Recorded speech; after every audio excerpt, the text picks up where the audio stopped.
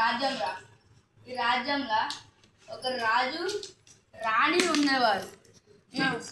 ఒక్కసారి రాజ్యానికి తాళం వేసుకొని రాణి రాజు బయటికి వెళ్ళరా. అప్పుడు ఒక దొంగ వచ్చి తాళాన్ని తీసి లోపలికి పోయింది. ఫస్ట్ రూమ్ పోయింది, ఏం లేదు.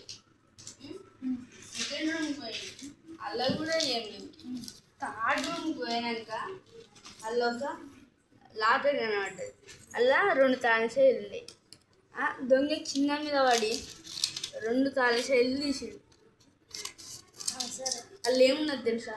దొంగ షాక్ అయింది. అలా ఏమున్నదంటే రాణికి ఇష్టమైన నైటీ ఉంది.